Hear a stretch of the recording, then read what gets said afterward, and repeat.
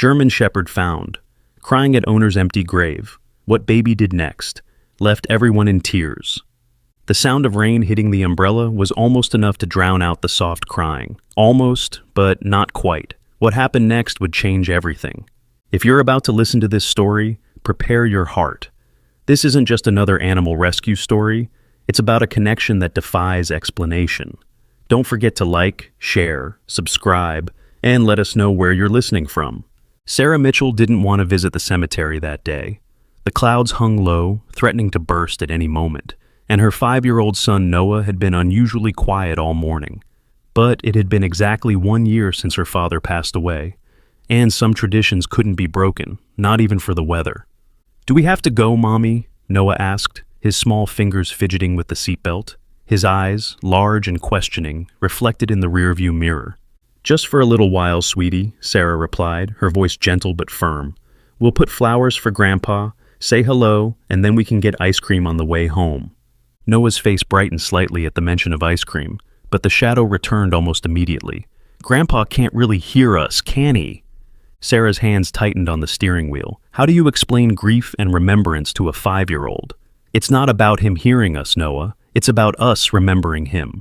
The first drops of rain hit the windshield as they pulled into Evergreen Cemetery. The place was deserted. No one else was brave enough to visit loved ones in this weather. Sarah parked close to the path that led to her father's plot. Section E, row 12, 3 graves from the oak tree. "Keep your hood up," she instructed as she helped Noah out of the car. She balanced the umbrella in one hand and clutched a small bouquet of daisies, her father's favorite, in the other. Noah took her free hand, and together they navigated the rain-slicked path between the headstones. They were halfway to her father's grave when Noah stopped suddenly. "What's that sound?" he asked. His head tilted slightly. Sarah paused, listening. At first, all she heard was the steady drumming of rain on the umbrella and the distant rumble of traffic beyond the cemetery walls. Then she caught it, a low, sorrowful sound that sliced through the rain. A whimper that grew into a mournful howl before fading back to a cry. "It sounds like a dog," Sarah said, her brow furrowing. "It's probably nothing, Noah. Let's—" But Noah had already dropped her hand, darting between the headstones, following the sound. "Noah!" Sarah called, trying to keep her voice down out of respect for the cemetery. "Noah, come back here right now!" She hurried after him, careful not to slip on the wet grass, the bouquet of daisies clutched tightly in her hand. When she caught up to her son, he was standing still as a statue, staring at something on the ground. There, lying beside a freshly dug grave with no headstone yet, was a German Shepherd. The dog's coat was matted with mud and rain, ribs visible beneath the wet fur. It lay with its head on its paws, a low, heartbreaking whine escaping its throat. The sound wasn't just sad. It was a cry filled with such raw grief that Sarah felt it in her chest. "He's crying, Mommy," Noah whispered, his eyes wide with concern. The dog raised its head at the sound of Noah's voice, amber eyes wary and defensive. A growl rumbled in its throat, but there was no energy behind it, just a reflexive warning from an animal too exhausted to flee. "Noah, step back," Sarah said quietly, reaching for her son's shoulder. "He might be dangerous." The dog wore a collar, she noticed. Not a stray then. The metal tag caught what little light filtered through the clouds. Scout. "He's not dangerous," Noah said with absolute certainty. "He's just really, really sad." Before Sarah could stop him, Noah took a step toward the German Shepherd. She lunged forward to grab him, but froze when she saw what happened next. The dog's posture changed. The growl faded, replaced by a curious whine. Its ears, which had been flattened against its head, perked up slightly as Noah approached. "It's okay," Noah said, his voice suddenly different. Not the voice of a 5-year-old talking to a dog, but something else entirely. Something older. "I know you miss them." Sarah watched, heart in her throat, as her son knelt beside the massive dog. Scout could easily knock Noah over with a single paw, could hurt him badly if frightened.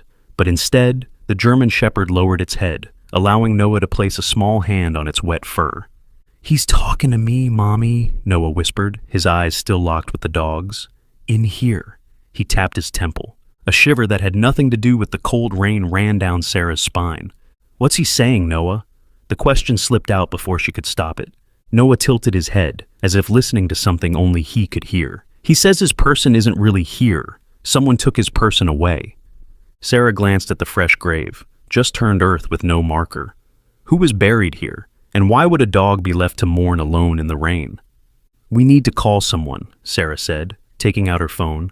"Animal control can help him find his family."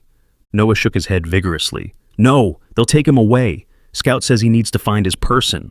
The name, Scout, gave Sarah pause. She hadn't told Noah what was on the dog's tag. Had he somehow read it? Or... She pushed the thought away. "Noah, the dog can't stay here. Look how thin he is. He needs food and a warm place." "Then we take him," Noah said simply, "just until we find his person. We can't just take someone's dog. His person is missing, Mommy. Not dead. Missing." Noah's voice had that strange quality again. Too certain, too knowing for a child his age. "Scout has been waiting here every day because someone told him his person was here, but they lied." Sarah's finger hovered over the animal control number on her phone. What Noah was saying made no sense. And yet, there was something about the way Scout was looking at her son. Something about the way the dog had calmed instantly at Noah's touch. "How about we call animal control, but we tell them we can foster Scout until they find his owner," Sarah suggested, compromise seeming like the safest option. "That way he won't go to the shelter." Noah considered this, his hands still gently stroking Scout's wet fur. The dog had stopped crying completely now, his amber eyes fixed on the boy as if he were a miracle. "Scout says that's okay," Noah finally agreed. "But we have to promise to help him find his person." "I promise we'll try," Sarah said, already wondering what she was getting herself into. Her apartment allowed pets, technically, but she'd never considered getting one, not with her work schedule and raising Noah alone. She dialed animal control, explaining the situation as rain continued to pour around them. The daisies for her father lay forgotten on the wet grass. 20 minutes later, a white van with city animal control, emblazoned on the side, pulled up to the cemetery gates. A tall, broad-shouldered man in a rain jacket emerged, carrying a leash and what looked like treats in his pocket. "That's the dog you called about?" the officer asked as he approached, eyeing Scout with professional caution. "German Shepherd, no obvious injuries but malnourished?" "Yes," Sarah nodded. "His name is Scout, according to his tag." The animal control officer, his name tag read Officer Jackson, knelt a safe distance from Scout. "Hey there, big guy. What are you doing out here all alone?" To Sarah's surprise, Scout growled, the first aggressive sound he'd made since Noah touched him. The dog's hackles rose, and he moved slightly, positioning himself between Noah and the officer. "Whoa," Officer Jackson said, standing up slowly. "Has he been aggressive with you?" "No," Sarah replied, puzzled by the sudden change in the dog's demeanor. "He's been gentle with Noah. That's why I thought—" "Scout isn't going to the pound," Noah suddenly shouted, wrapping his arms around the dog's neck. "He says his person isn't dead. Someone took his person." Officer Jackson shot Sarah a concerned look. "Ma'am, I understand your son is attached, but this dog clearly belongs to someone. Our job is to find that someone." I know," Sarah said quickly. "I was hoping we could maybe foster him until you do. We've already formed a connection, and he seems comfortable with us." Jackson studied the odd tableau before him. The thin, rain-soaked German Shepherd, allowing a small boy to cling to him while maintaining a protective stance. "That's unusual," he muttered, almost to himself. "I've seen a lot of dogs in my 15 years on this job, but I've never seen one go from defensive to bonded this quickly." He scratched his chin thoughtfully. "We've had several dogs reported missing in this area over the last month, actually. Purebreds, mostly. Could be part of that situation. So, can we keep him, please?" Noah pleaded, his eyes shining with unshed tears. "Scout needs us." Officer Jackson sighed. "I'm not supposed to release animals to temporary care without processing them through the shelter first, but..." He looked at Scout again, at the way the dog was simultaneously being protected by and protecting the small boy. "I suppose I could list you as emergency fosters, just until we locate the owner." Relief flooded through Sarah. "Thank you. We'll take good care of him, I promise." "I'll need to scan him for a microchip back at my van," Officer Jackson said. "That's the fastest way to find his owner."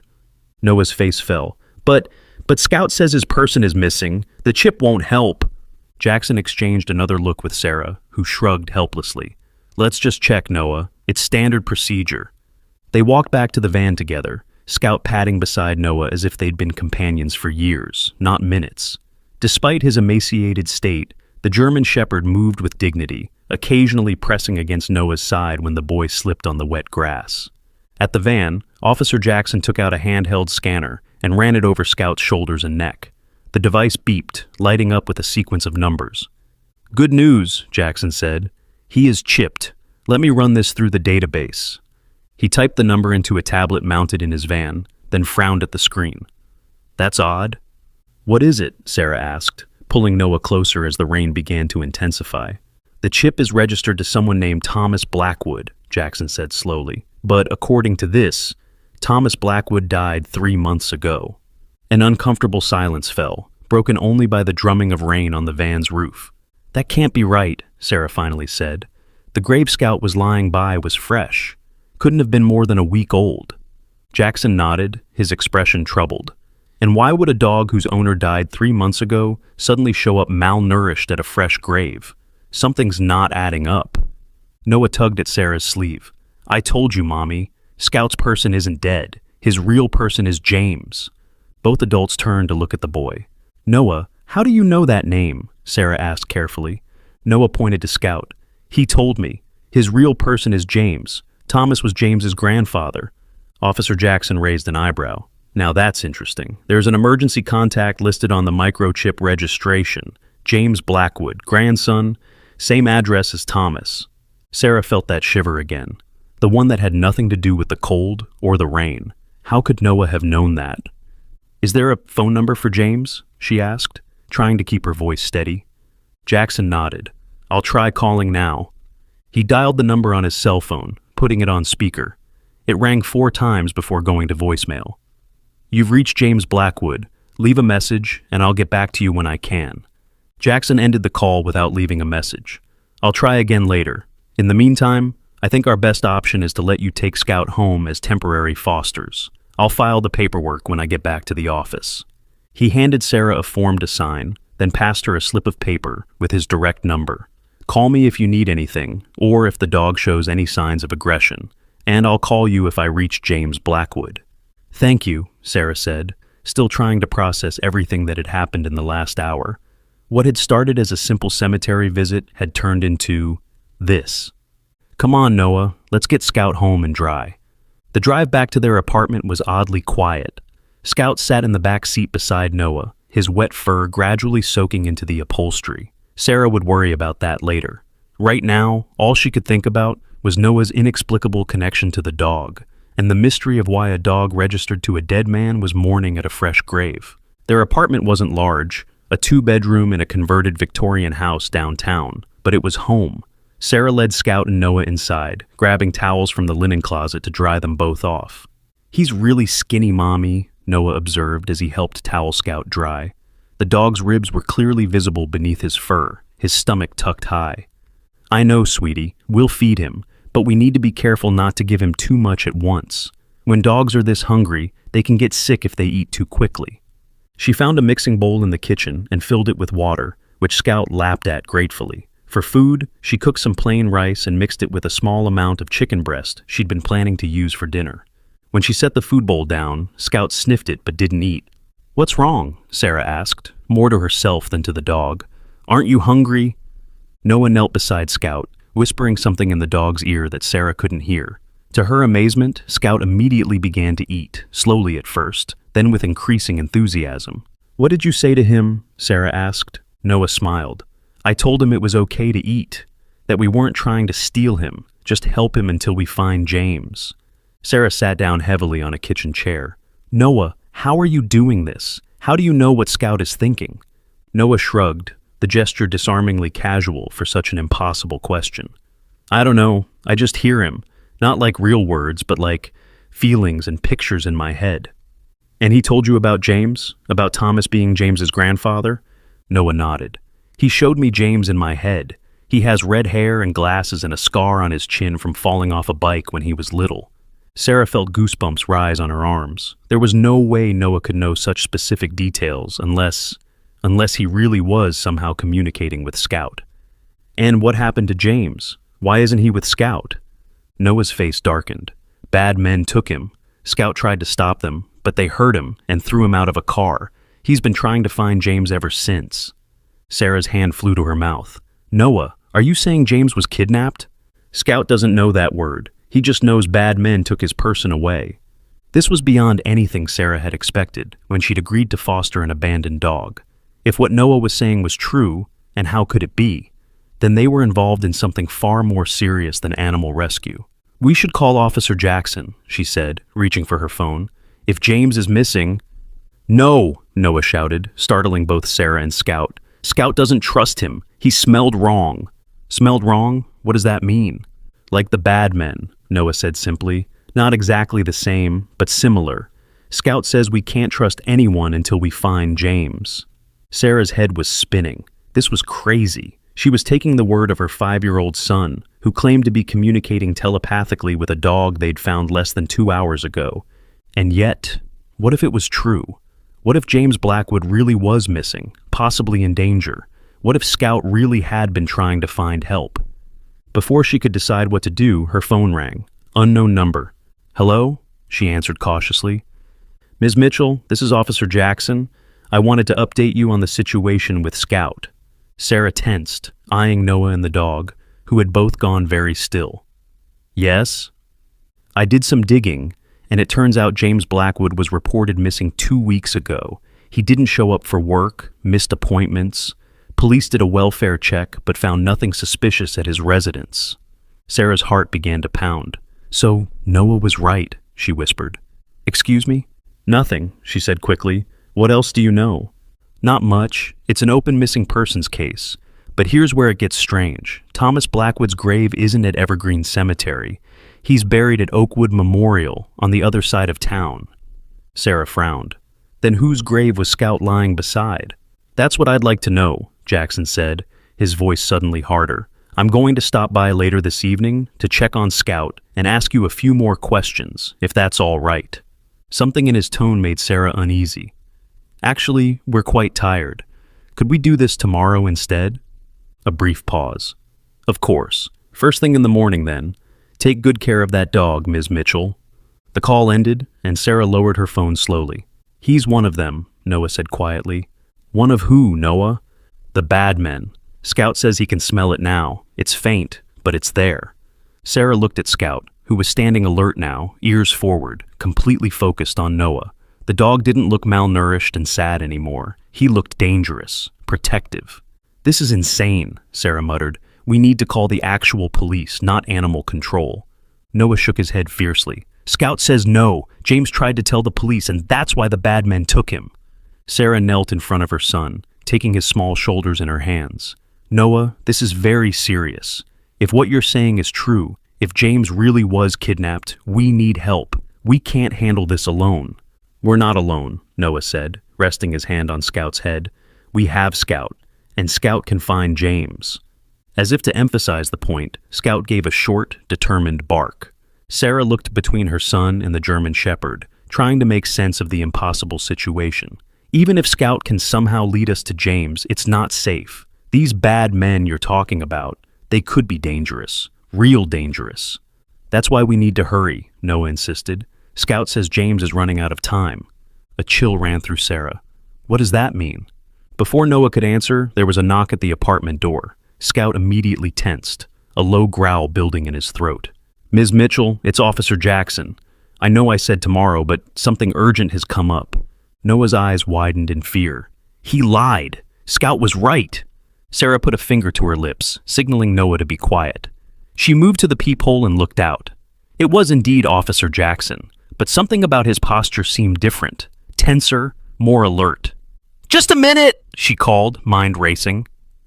Their apartment was on the second floor. The only exits were the front door, where Jackson stood waiting, and the fire escape outside the kitchen window. She grabbed her purse and car keys, then gestured for Noah and Scout to follow her to the kitchen. As quietly as possible, she opened the window leading to the fire escape. We need to go now, she whispered. Noah, you first. The knocking grew more insistent. Ms. Mitchell, is everything okay in there? Sarah helped Noah through the window, then signaled for Scout to follow. The German shepherd hesitated for only a second before leaping gracefully onto the fire escape. Ms. Mitchell, I need you to open this door right now. Jackson's voice had lost all pretense of friendliness. Sarah climbed through the window just as she heard a loud thud against the apartment door. He was trying to break it down. Her heart pounding, she helped Noah down the fire escape stairs, Scout leading the way. They reached the bottom just as the sound of splintering wood echoed from above. Sarah lifted Noah into her arms and ran for her car, parked half a block away. Scout kept pace beside them, no longer seeming weak or exhausted. "Get in, quick!" Sarah gasped as she unlocked the car with shaking hands. Noah scrambled into the back seat, and Scout jumped in after him. Sarah slid behind the wheel, just as she spotted Jackson emerging from the fire escape, talking urgently into what looked like a radio. She started the engine and pulled away from the curb, trying not to speed too obviously. In the rearview mirror, she saw Jackson running toward a vehicle of his own, not the animal control van, but a dark sedan. "Where do we go?" Sarah asked, hands trembling on the steering wheel. "Noah, where does Scout say James is?" Noah closed his eyes, his hand buried in Scout's fur. "He doesn't know exactly, but he can follow his scent. Scout says to go east, toward the old factory district." Sarah took a deep breath, made a quick turn to make sure Jackson wasn't right behind them, and headed east. "I can't believe we're doing this," she muttered. "I can't believe I'm following directions from a dog." But as she glanced in the rearview mirror and saw Noah whispering to Scout, the German shepherd's intelligent eyes fixed on her son with absolute trust, she knew she had no choice. Something impossible was happening, and somehow she and her 5-year-old son were right in the middle of it. Whatever danger awaited them, one thing was clear. Scout was no ordinary dog, and whatever connection he shared with Noah might be their only hope of finding James Blackwood alive. The dark sedan was still visible in Sarah's rearview mirror as she navigated the evening traffic. Noah sat quietly in the back seat, one arm wrapped around Scout's neck, his eyes closed in concentration. "He's getting closer," Noah whispered suddenly. "Turn right at the next light." Sarah obeyed, her mind still struggling to process everything that had happened. Less than 3 hours ago, she'd been a normal single mother, taking her son to visit his grandfather's grave. Now she was fleeing from a fake animal control officer, following directions from a dog who supposedly communicated telepathically with her 5-year-old son. "Noah, we need to find somewhere safe," she said, checking the mirror again. The sedan seemed to have disappeared, but she couldn't be sure. "We need to think this through." "Dr. Rivera," Noah said without opening his eyes. "Scout says we should go to Dr. Rivera." "Who's Dr. Rivera?" "James's friend, an animal doctor. Scout trusts her." Sarah racked her brain, trying to remember if she knew any veterinarians named Rivera. "Do you know where she works? How to find her?" Noah's eyes snapped open. "The Blue Creek Animal Hospital. Scout says it's on Maple Street." Sarah pulled over to check her phone's map app. Sure enough, Blue Creek Animal Hospital was located on Maple Street, about 15 minutes from their current location. She hesitated. Driving straight there might be dangerous if Jackson was indeed following them. But they needed help, and a veterinarian would at least be able to check Scout for injuries they might have missed. "Okay," she decided. "But if anything seems wrong when we get there, we leave immediately. Understand?" Noah nodded solemnly. "Scout says Dr. Rivera is good. She helped him and James before." The Blue Creek Animal Hospital was a small, modern building nestled between a coffee shop and a laundromat. The lights were still on despite the late hour, the open sign glowing in the window. Sarah parked in the back, away from street view. "Wait here," she told Noah. "I'll make sure it's safe first." "No," Noah protested. "We stay together. Scout says so." Sarah sighed. She wasn't used to her usually compliant son being so assertive. "Fine, but stay close to me." The three of them approached the clinic's back entrance cautiously. Through the window, Sarah could see a woman in scrubs working at a computer. She had dark hair pulled back in a tight ponytail, with striking features and intense focus as she typed. Sarah knocked gently on the door. The woman looked up, startled, then narrowed her eyes when she spotted Scout. After a moment's hesitation, she approached the door. "We're closed for non-emergencies," she said through the glass, but her eyes never left the German shepherd. "Please," Sarah said. "Are you Dr. Rivera? We need help. It's about James Blackwood." The veterinarian's expression changed instantly. She unlocked the door, ushering them inside quickly, then locked it behind them and pulled down the blinds. "How do you know James?" she demanded, her voice tense. "And why do you have Scout?" Before Sarah could answer, Noah stepped forward. "Scout found us at the cemetery. He says bad men took James away and you're the only one who can help us." Dr. Rivera stared at Noah, then at Scout, who had positioned himself protectively beside the boy. "What's your name?" she asked, kneeling to Noah's level. "Noah Mitchell, this is my mom, Sarah." Dr. Rivera, her name tag read Elena Rivera, DVM, stood slowly, her eyes never leaving Scout. "He found you at a cemetery? Which one?" "Evergreen," Sarah replied. "He was lying beside a fresh grave with no headstone. According to Animal Control, he's registered to Thomas Blackwood, who died 3 months ago." "Thomas was James's grandfather," Dr. Rivera confirmed. She reached out tentatively, allowing Scout to sniff her hand before she stroked his head. "But you're right. He's buried at Oakwood, not Evergreen." She led them into an examination room, closing the door behind them. "James has been missing for 2 weeks. The police say he probably just took off, but I knew something was wrong when Scout disappeared too. James would never abandon him." "The animal control officer who scanned Scout's microchip," Sarah said. "He seemed helpful at first, but then something changed. He tried to break into our apartment. We barely escaped." Dr. Rivera's expression darkened. "Describe him." "Tall, broad-shouldered, dark hair starting to gray at the temples. His name tag said Officer Jackson." "That's not a real animal control officer," Dr. Rivera said grimly. "The city doesn't have anyone by that name working for them." Sarah felt her stomach drop. "Then who was he?" "I think he works for North Star Breeding Enterprises," Dr. Rivera said, moving to examine a Scout more carefully. "That's where James was working before he disappeared. He was a veterinary assistant there while finishing his degree." "Why would someone from a breeding company kidnap James and chase us?" Sarah asked, watching as Dr. Rivera gently parted Scout's fur, checking for injuries. "Because North Star isn't just breeding dogs," Dr. Rivera said quietly. "James discovered they were doing something else, something illegal. He was gathering evidence when he vanished." Noah, who had been unusually quiet, suddenly spoke up. "Scout has something inside him, something the bad men put there." Both women turned to look at the boy. "What do you mean, Noah?" Sarah asked.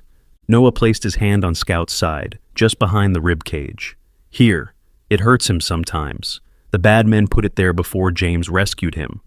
Dr. Rivera's eyes widened. She immediately focused on the area Noah had indicated, her fingers probing gently. Scout whined but didn't move away. "There's a small scar here," she murmured. "It's healed, but..." She reached for a handheld ultrasound device. "Let me check." Sarah watched as the veterinarian ran the ultrasound wand over Scout's flank. The image on the small screen was meaningless to her, but Dr. Rivera's sharp intake of breath spoke volumes. "There's something there," she confirmed. "A small foreign object, maybe 2 centimeters long. It's not a typical microchip. It's larger and in an unusual location." "What is it?" Sarah asked. "I don't know," Dr. Rivera admitted. "But if what James suspected about North Star is true, this could be part of it." "Can you take it out?" Noah asked. Dr. Rivera hesitated. "I could, but it would require surgery. Scout would need anesthesia and recovery time, and without knowing what this device is..." "It's how they're tracking him," Noah said with certainty. "Scout says they always know where the dogs are because of the things inside them." Sarah exchanged a look with Dr. Rivera. "Noah has some kind of connection with Scout. He seems to understand him in ways I can't explain." The veterinarian studied Noah thoughtfully. James mentioned something similar. He said Scout was special, more intelligent, more intuitive than any dog he'd ever worked with. That's part of why he rescued him from North Star. "Rescued?" Sarah repeated.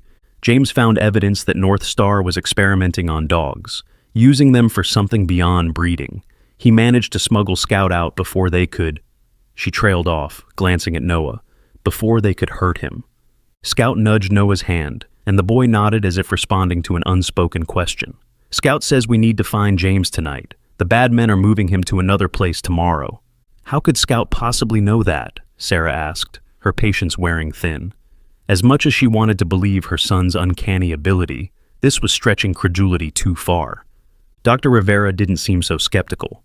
The device inside him, it could be receiving information as well as transmitting, like a two-way radio or cellular device. "That's impossible," Sarah protested. "Isn't it? 5 years ago, I would have said yes, but the technology North Star has been developing..." Dr. Rivera shook her head. "James showed me some of their research. They're decades ahead of anything being publicly disclosed. A sudden banging at the front door made them all jump. Through the small window in the examination room, they could see the silhouette of a large man. "It's him," Sarah whispered. "Officer Jackson." Dr. Rivera quickly turned off the lights in the examination room. "There's a back exit through the kennel area. My car is parked there. A blue Honda. Take these." She pressed her keys into Sarah's hand. "I'll delay him." "What about you?" Sarah asked. "I'll tell him I haven't seen you. That I'm just working late. Now go, quickly." Sarah took Noah's hand, and Scout led the way through the darkened clinic to the kennel area. Most of the cages were empty, but a few contained sleeping animals, a couple of cats, a small terrier recovering from surgery, a rabbit in a special enclosure. They had just reached the back door when they heard the clinic's front door open, followed by Dr. Rivera's voice, artificially bright but with an undercurrent of tension. "Can I help you? We're closed for non-emergencies." "Animal control," Jackson's voice carried clearly through the quiet building. "I'm looking for a German Shepherd that was reported stolen earlier today. I have reason to believe the people who took him might have brought him here." Sarah pushed the back door open slowly, wincing when it creaked. She ushered Noah and Scout outside into the small parking area where a single blue Honda sat waiting. "The people you're looking for," they heard Dr. Rivera say, her voice fading as they moved away from the building. "What did they look like?" Sarah unlocked the Honda and opened the back door for Noah and Scout, then slipped into the driver's seat. The keys trembled in her hand as she started the engine, trying to be as quiet as possible. She backed out slowly, headlights off, navigating by the dim glow of the dashboard. Only when they were a block away did she switch on the lights and allow herself to breathe. "Where now?" she asked, glancing at Noah in the rearview mirror. Noah had his eyes closed again, one hand buried in Scout's fur. "The old factory," he said after a moment. "By the river. That's where they're keeping James." Sarah checked the time, almost 10 p.m. The industrial district by the river would be deserted at this hour, which was both good and bad. Good because they wouldn't endanger bystanders. Bad because there would be no one to help if they ran into trouble. "We should call the police," she said. "No." Noah's voice was unexpectedly sharp. "Scout says they have police too. That's why James couldn't get help." Sarah gripped the steering wheel tighter. "Noah, this is crazy. We're not detectives or secret agents. We're a preschool teacher and a 5-year-old boy." "And Scout," Noah added firmly. "Scout can find James. He has to." Sarah drove in silence for several minutes, weighing their options. Going to the river district alone was dangerous, possibly suicidal, but if what Noah and Dr. Rivera said was true, if North Star really had infiltrated the police and animal control, who could they trust? Her phone rang, displaying Dr. Rivera's number. "Hello?" she answered cautiously. "He's gone," Dr. Rivera said, her voice hushed and urgent. "I convinced him I hadn't seen you, but he didn't believe me. He's searching the area. Where are you?" "Heading toward the river district," Sarah replied. "Noah says that's where they're keeping James." "The old textile factory," Dr. Rivera said immediately. "North Star bought it last year, supposedly for storage. That has to be it." "What exactly is North Star doing?" Sarah asked. "Why would they kidnap James? Why are they after Scout?" Dr. Rivera hesitated. James discovered they were using dogs to transport something, surgical implants, like the one in Scout. He didn't know exactly what they were moving, but it was valuable enough to kill for. A chill ran down Sarah's spine. "And now they're after us because we have Scout." "Not just because you have Scout," Dr. Rivera corrected. "Because Scout has whatever they implanted in him, and because your son can apparently communicate with him. They'll want to know how that's possible." Sarah glanced at Noah in the mirror. He was whispering to Scout, their foreheads almost touching. The image would have been sweet under any other circumstances. "What should we do?" she asked. "I'm on my way to the factory now," Dr. Rivera said. "Don't go in alone. Wait for me. I have James's research. It might help us understand what we're dealing with." "Okay," Sarah agreed. "We'll park somewhere with a view of the building and wait." She ended the call and focused on driving, following Noah's occasional directions as Scout guided them toward the river district. The streets grew darker and less maintained, potholes jarring them as they entered the industrial zone. Most of the buildings were dark, abandoned or closed for the night, their hulking silhouettes looming against the cloudy sky. There, Noah pointed to a massive structure ahead, the old textile factory, its brick facade weathered by decades of river mist and neglect. Unlike the surrounding buildings, this one showed signs of recent renovation. New security lights illuminated the perimeter, and a chain-link fence topped with barbed wire surrounded the property. Sarah parked on a side street with a clear view of the factory's main entrance, where a guard booth stood occupied. Even from this distance, she could see someone inside, monitoring screens. "Now we wait for Dr. Rivera," she said, turning to face Noah and Scout in the back seat. "No one gets out of this car until she arrives. Understand?" Noah nodded, but his attention was fixed on the factory. "James is in there," he whispered. "Scout can feel him."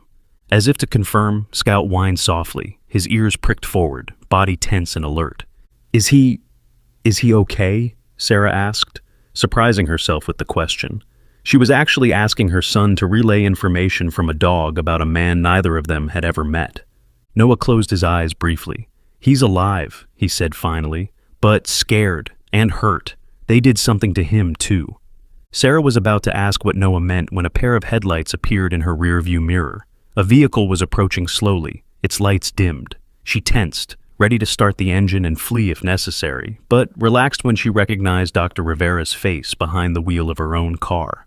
The veterinarian parked behind them and quickly transferred to their borrowed Honda, sliding into the passenger seat with a backpack clutched in her hands.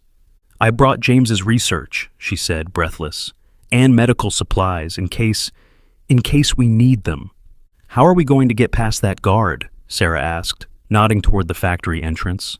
Dr. Rivera unzipped the backpack and withdrew a folder, flipping it open to reveal ID badges. James kept these when he left North Star, employee access cards, his and another researcher who quit around the same time. Won't they have deactivated them? Probably the main ones, but James said the secondary access points use a different system that rarely gets updated. There's a delivery entrance on the east side that might work. Sarah studied Dr. Rivera's determined expression. "You care about James a lot, don't you?" A flush crept up the veterinarian's neck. He's a former colleague, and he was right about North Star. Someone needs to expose what they're doing. Before Sarah could respond, Noah gasped, pressing his face to the window. "Someone's taking James out of the building!" They all turned to look. Sure enough, a side door had opened, and two men were half carrying, half dragging a third figure between them. Even from this distance, they could see the third person was struggling weakly. "It's him," Dr. Rivera confirmed, her voice tight with emotion. "That's James." They watched as the men loaded James into a waiting van, its engine already running. "They're moving him now," Sarah realized with horror. "Not tomorrow, tonight." Scout barked sharply, pawing at the door. "We have to follow them," Dr. Rivera said. "If they take him to another facility, we might never find him again." Sarah started the engine, her heart pounding. "What about the guard?" "They're leaving through a different exit," Dr. Rivera pointed to the van, which was now moving toward a gate on the far side of the property. "We can follow at a distance." The van pulled out onto a service road that ran parallel to the river. Sarah waited until it was several hundred yards ahead before pulling out to follow, keeping her headlights dimmed. "If we can get James away from them," Dr. Rivera said, rifling through her medical bag, "I brought sedatives that should work on the men if necessary, and tools to remove the implant from Scout." "And then what?" Sarah asked. "Even if we rescue James, where do we go? Who do we tell? If North Star has people in the police?" "James has a contact in the FBI," Dr. Rivera replied. "He was building a case for them when he disappeared. I have the agent's number in my phone." The van ahead turned onto a narrower road that wound deeper into the industrial zone, away from the river. The buildings here were older, many of them completely abandoned, windows broken and walls covered in graffiti. "Where are they taking him?" Sarah wondered aloud. Noah leaned forward between the front seats.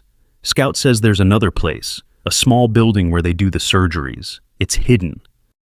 As if confirming Noah's words, the van slowed and turned into what appeared to be a dilapidated warehouse.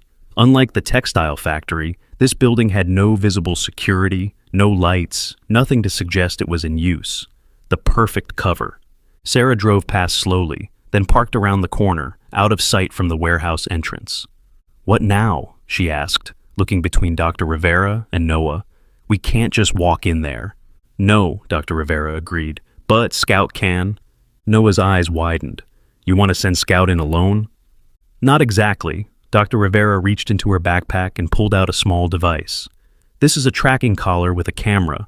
James was developing it for wildlife research.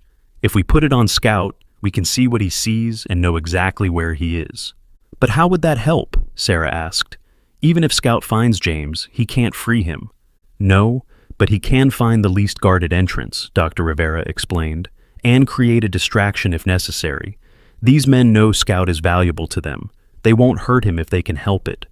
Noah shook his head vigorously. Scout doesn't want to leave me. He says we need to stay together. Sarah looked at her son's determined face, then at Scout's intelligent eyes. Noah, sometimes being brave means letting others help in the way they can best help. Scout is strong and fast, and those men want him alive. He has the best chance of getting in and out safely. Noah's lower lip trembled. What if they catch him? Then we'll know exactly where he is because of the tracker, Dr. Rivera said gently. And we'll come for him, just like we're coming for James. Noah buried his face in Scout's fur, whispering something only the dog could hear. After a long moment, he looked up, eyes shining with unshed tears. Scout says he'll do it, for James. Dr. Rivera fastened the specialized collar around Scout's neck, checking to make sure the camera was secure and the tracking device was functioning. On her phone, a map appeared with a blinking dot representing Scout's position. The camera will transmit to this, she said, handing Noah a small tablet. You'll be able to see everything Scout sees. Sarah helped them open the car door, and Scout slipped out into the darkness. For a moment, he stood looking back at Noah, as if memorizing the boy's face. Then he turned and trotted silently toward the warehouse, a shadow moving among shadows. Noah watched the tablet screen intently as Scout's view bounced with each step. The night vision camera turned everything a ghostly green, but the image was clear enough to follow Scout's progress. They saw him approach the warehouse, nose to the ground, tracking scents only he could detect. Scout circled the building once, investigating each entrance. The main doors were guarded by a single man smoking a cigarette, but a small side door appeared unattended. Scout approached it cautiously, sniffing along its edge. It's locked, Dr. Rivera observed as they watched Scout paw at the door. Just then, Scout's head turned sharply. On the tablet screen, they could see a figure approaching, another guard making rounds. Scout pressed himself against the wall, almost invisible in the shadows, as the guard passed within feet of him. Once the man was gone, Scout continued his reconnaissance. He's so smart, Noah whispered proudly. He knows exactly what to do. Scout made his way to the back of the warehouse, where a loading dock stood with its large door partially open, just enough for a dog to slip through. Without hesitation, Scout squeezed under the gap and entered the building. Inside, the warehouse was dimly lit and divided into sections by temporary walls. Scout moved cautiously, staying close to the shadows. They could hear voices now, coming through the tablet's speaker. Sure this place is secure? After what happened at the main facility, we can't take chances. It's fine. No one knows about this location except the core team. And once the extraction is complete, it won't matter anyway. Scout crept forward, following the voices. The camera showed a makeshift surgical suite, clean and modern equipment that looked jarringly out of place in the decrepit warehouse. 2 men in lab coats were preparing instruments, while a third stood watch over a figure strapped to a table. James, Dr. Rivera breathed, leaning closer to the tablet. The man on the table was pale and disheveled, with unkempt red hair. A bruise darkened one side of his face, and he appeared to be only semi-conscious, his head lolling to one side. Why can't we just cut it out of him? One of the lab coats was saying. We know where it is. Because the prototype integrated with his neural tissue, the other replied impatiently. Cut it out wrong and you destroy both. The boss wants the technology intact. Scout had worked his way behind some equipment, watching the men from a concealed position. His breathing was steady, his movements deliberate and cautious. What are they talking about? Sarah whispered. What did they put inside James? I think, Dr. Rivera hesitated. I think the same thing they put in Scout, but more advanced. Some kind of neural interface. That's what James was investigating when he disappeared. On the screen they saw one of the men approach James with a syringe. This will keep him compliant for the transport. We move out in 20 minutes. As the man bent over James, Scout made his decision. With a snarl that needed no translation, he burst from his hiding place and launched himself at the man with the syringe. Scout, no, Noah cried, but it was too late. Chaos erupted on the tablet screen. Scout had the man's arm in his jaws, the syringe clattering to the floor. The other men shouted in surprise and fear. James, roused by the commotion, lifted his head, eyes widening at the sight of his dog. "Scout?" His voice was weak but clear on the audio. "How did you—" One of the other men grabbed what looked like a cattle prod, lunging for Scout. The German shepherd released his first target and dodged the electrical device, circling to position himself between the men and James. "Careful," one of them shouted. "Don't damage the dog. The implant's still active." Scout continued to snarl and lunge, keeping the men at bay while looking for an opportunity to free James. But he was outnumbered, and the men were gradually cornering him. "We have to help him," Noah said, tears streaming down his face. "They're going to hurt Scout." Dr. Rivera was already retrieving something else from her backpack, a small dart gun. "Tranquilizer darts," she explained grimly, "enough to knock a man out for an hour." Sarah looked between the tablet, showing Scout's increasingly desperate situation, and her son's terrified face. "This is insane," she muttered. "We should call for help." "There's no time," Dr. Rivera said, checking the dart gun, "and no one we can trust. It's just us." Sarah closed her eyes briefly, then made her decision. "Noah, you stay in the car. Lock the doors. Don't open them for anyone except me or Dr. Rivera. Understand?" Noah nodded, clutching the tablet like a lifeline. "Save Scout," he pleaded. "Save James." Sarah looked at Dr. Rivera, who handed her a spare dart. "Just in case," the veterinarian said, "aim for a large muscle mass, thigh or shoulder, and stay behind me. I've had training." With a final glance at Noah, Sarah followed Dr. Rivera into the darkness, toward the warehouse where Scout was fighting for his life, and for James's. Would they reach Scout in time, or had they just walked into a trap? One thing was certain: nothing would ever be the same after tonight. The loading dock door was still partially open, just as they had seen on Scout's camera feed. Sarah followed Dr. Rivera, her heart pounding so loudly she was certain it would give them away.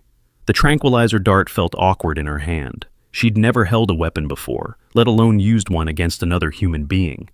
"Stay low," Dr. Rivera whispered, crouching as she slipped under the door. "And quiet." Sarah nodded, following the veterinarian into the dimly lit warehouse. The sounds of struggle echoed from deeper within, barking, shouting, the crash of equipment being knocked over. Scout was still fighting. They moved behind stacks of crates, Dr. Rivera, leading with the dart gun held ready. Sarah couldn't help but wonder at the transformation in the veterinarian. Gone was the professional calm, replaced by a fierce determination that bordered on dangerous. The makeshift surgical area came into view, now in disarray. One man lay unconscious on the floor, blood seeping from a bite wound on his arm. The other two were cornering Scout, who stood protectively in front of James, still strapped to the table. One man held the cattle prod, while the other was attempting to loop a catch pole around Scout's neck. "I'll take the one with the cattle prod," Dr. Rivera breathed. "You stay here until I call you." Before Sarah could respond, Dr. Rivera had moved forward, taking aim with practiced precision. The dart found its mark in the man's thigh. He cried out, slapping at the spot as if stung by an insect, then stared in confusion at the small dart in his hand, before his eyes rolled back and he crumpled to the floor. The remaining man spun around, abandoning his attempt to capture Scout. "What the—" Dr. Rivera was already reloading, but the man lunged for her, knocking the dart gun from her hands. They grappled, falling against a tray of surgical instruments that clattered to the floor. "Sarah!" Dr. Rivera shouted. "Get James!" Sarah rushed forward, skirting the struggling pair. Scout recognized her immediately, giving a short bark of relief before turning his attention back to the fight. James Blackwood's eyes were glassy but alert, darting between Sarah and Scout in confusion. Who are you?" he managed, his voice barely above a whisper. "A friend," Sarah said simply, working at the restraints that bound his wrists. They were medical-grade straps with complicated buckles. "I'm here with Dr. Rivera and Scout." Understanding dawned in James's eyes. "Elena is here?"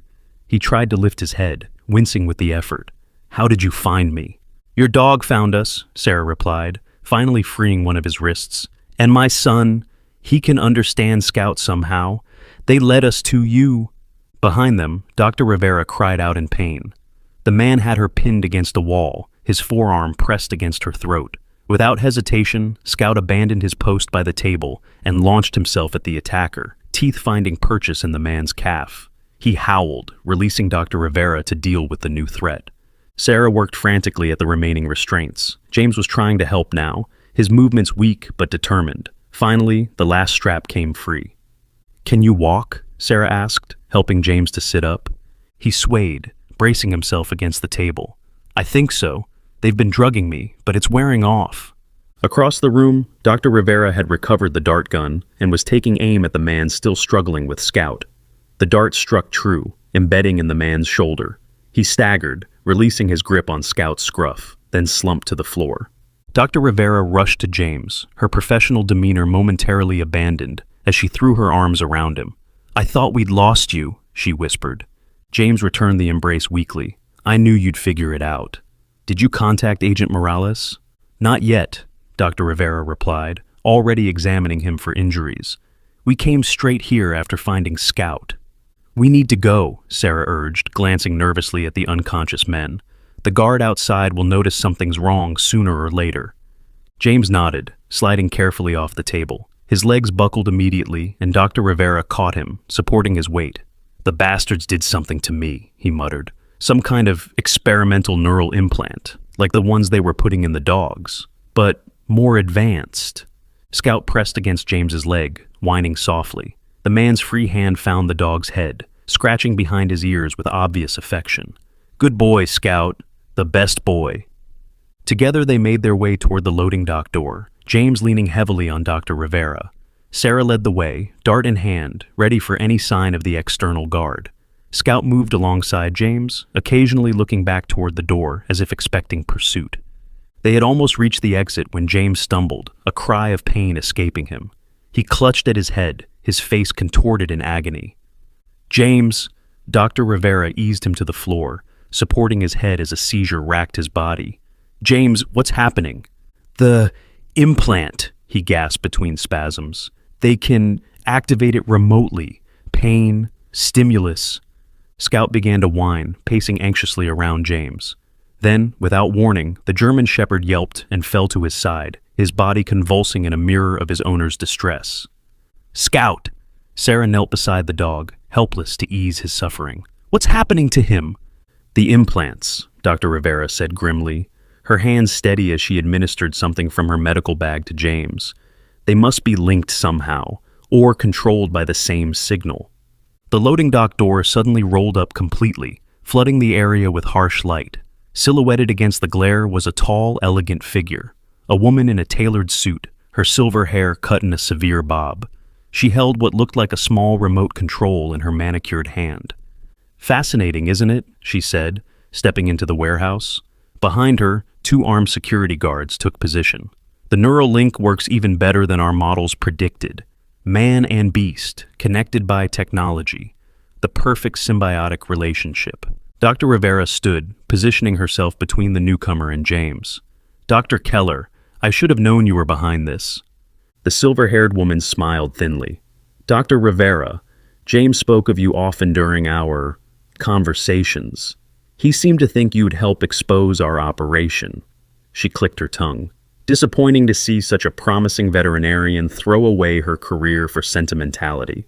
Sarah helped James to a sitting position as the seizure subsided. Scout, too, was recovering, struggling to his feet with a determination that seemed almost human.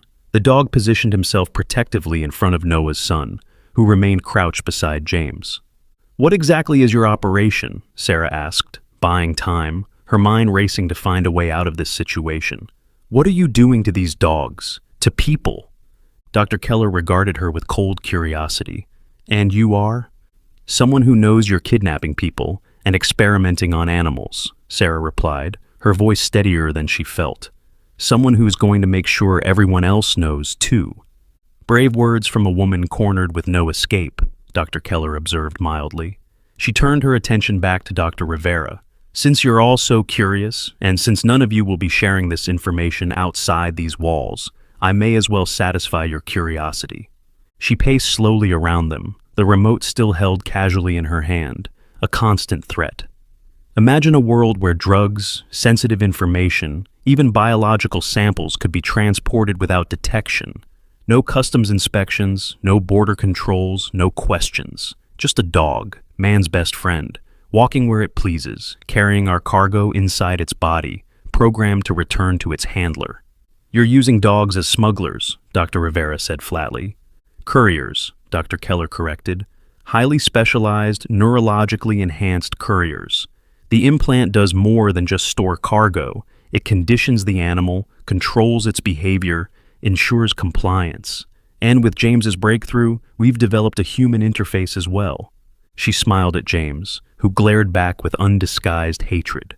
Your work on interspecies neural communication was truly groundbreaking, James. A shame you developed such inconvenient ethics. You're monsters, James spat. Those dogs suffered, died. Acceptable losses in pursuit of progress, Dr. Keller dismissed. To the guards, she said, secure them. The boy in the car, too. We'll transfer them to the primary facility for processing. Sarah felt ice flood her veins. Boy? What boy?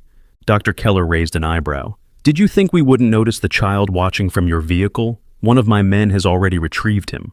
Quite a special child, from what I understand. Able to interpret the neural output from our canine subjects. He'll make an excellent research subject. No! Sarah lunged forward, only to be roughly restrained by one of the guards. If you've touched my son... Your son is unharmed, Dr. Keller assured her coldly. For now, his cooperation will determine whether that remains the case. Scout began to growl, a low, dangerous sound that seemed to vibrate through the warehouse. The dog's posture had changed, hackles raised, body tense with readiness. Even in his weakened state, James seemed to respond to the change, sitting straighter, eyes more focused. You've underestimated something, Victoria, James said, his voice stronger now. The link goes both ways. Dr. Keller frowned. What are you talking about? Scout isn't just receiving from the implant, James explained, a hint of satisfaction in his tone. He's transmitting, and so am I. As if on cue, the lights in the warehouse flickered, then went out completely, plunging the space into darkness. In the moment of confusion, Scout moved, a shadow among shadows, targeting the guard holding Sarah. The man cried out as teeth found his arm, his grip loosening enough for Sarah to break free. James somehow found the strength to lunge at Dr. Keller, knocking the remote from her hand. It skittered across the floor, disappearing into the darkness. Dr. Rivera, taking advantage of the chaos, retrieved her dart gun and fired at the second guard, who collapsed with a muffled curse. The car! James shouted. Scout, find Noah! The German Shepherd didn't need to be told twice. He bolted for the open loading dock, Sarah close behind him. Dr. Rivera helped James to his feet, and together they stumbled after them, leaving Dr. Keller scrambling for her lost remote in the darkness. Outside, the night air was cool against Sarah's flushed face. She scanned the area frantically, looking for any sign of Noah or the man who had taken him. Scout was already racing toward the Honda, which still sat where they had left it, but the door was open, the interior light illuminating the empty back seat. Noah! Sarah screamed, her voice echoing off the abandoned buildings. Noah! Scout skidded to a stop, nose to the ground, tracking a scent. He barked once, sharply, then took off toward a narrow alley between warehouses. Sarah followed without hesitation, her fear for Noah overwhelming any sense of self-preservation. The alley was dark, littered with debris and decades of neglect. Scout moved confidently ahead, his pale fur visible even in the dim light. He led Sarah to a chain door, where he began to dig furiously at the ground. Sarah didn't understand until she knelt beside him and saw the small drainage grate and heard the muffled crying coming from below. Noah? She called, her voice breaking. Noah, are you down there? Mommy! His voice was small and frightened, but unmistakably his. The bad man put me down here. I can't get out. Sarah pulled at the grate, but it was secured with a heavy padlock. Hold on, sweetie. I'm going to get you out. Scout was already racing back toward the warehouse. Minutes later, he returned with James and Dr. Rivera in tow. James held a bolt cutter, likely part of the warehouse's maintenance equipment. Stand back, James instructed, fitting the tool around the padlock. Despite his weakened state, he managed to apply enough pressure to snap the lock. Together they lifted the grate, revealing a small drainage cistern about 6 feet deep. Noah stood in water up to his ankles, his face streaked with tears but otherwise unharmed. Scout barked excitedly, pacing around the opening as Sarah reached down to lift her son to safety. Scout found you, Noah said as soon as he was in his mother's arms, his small body trembling with cold and fear. He told me to stay quiet until you came. We need to move, Dr. Rivera urged, glancing back toward the warehouse.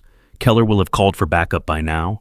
James nodded, swaying slightly as he fought against exhaustion and the after effects of whatever they had done to him.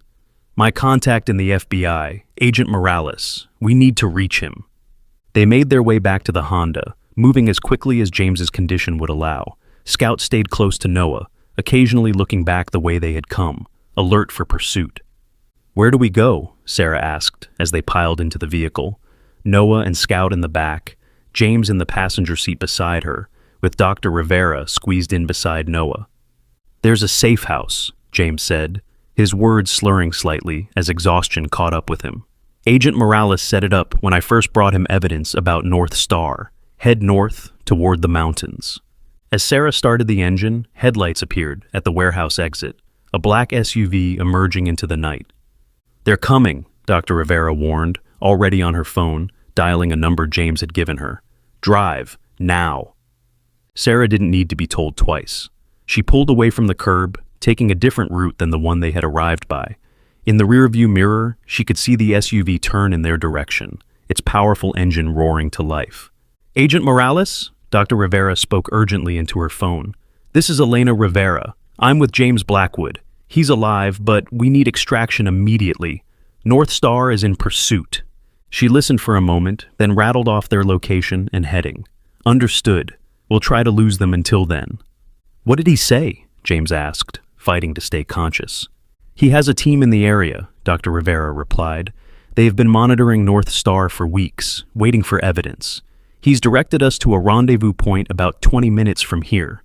We need to lose that SUV first, Sarah observed, glancing again at the mirror. The vehicle was gaining on them. The Honda was no match for its power. Turn left at the next intersection, Noah suddenly instructed from the back seat. Scout says there's a way to trick them. Sarah hesitated only briefly before following her son's direction. The Honda swerved onto a narrower street, lined with abandoned storefronts and decaying apartment buildings. Now right, Noah continued, his voice taking on that strange, certain quality. Into the old parking garage. Sarah spotted the entrance, a crumbling concrete structure, its gate long since removed. She pulled in, driving up to the second level before cutting the lights. Stop here, Noah said. Turn the car around. Be ready. The SUV's headlights swept the entrance below, then began to ascend the ramp. Sarah's hands tightened on the wheel, every instinct screaming at her to flee. Wait, Noah whispered, his hand buried in Scout's fur. Wait until they pass this level. Now! Sarah switched on the headlights and floored the accelerator. The Honda shot down a different ramp than the one the SUV was climbing, catching their pursuers completely by surprise. By the time the larger vehicle had managed to turn around, they were already back on the street, heading in the opposite direction. How did you know that would work? Dr. Rivera asked, staring at Noah with newfound respect. Noah shrugged. Scout showed me. He can see the whole building in his head, like a map, and he knows how those men think. James turned in his seat, studying Noah with intense interest despite his exhaustion. The neural link, he murmured. It's not just between me and Scout. He's somehow broadcasting to your son, too. Is that even possible? Sarah asked, dividing her attention between the road ahead and the rearview mirror, where the SUV was once again visible, though further behind now. Theoretically, no, James admitted, but Scout isn't an ordinary dog. He was the first successful subject in North Star's program, the template for all that followed. His neural architecture is unique. Take the next right, Dr. Rivera instructed, eyes on her phone's map. The rendezvous point is an abandoned fire station about 10 minutes from here. Sarah followed the directions, pushing the Honda as fast as she dared through the empty streets. The SUV remained in pursuit, but they had gained some distance thanks to Noah and Scout's unexpected strategy. There, Dr. Rivera pointed to a building ahead, a brick structure with boarded-up windows and faded lettering that once spelled Fire Station 22. As they pulled into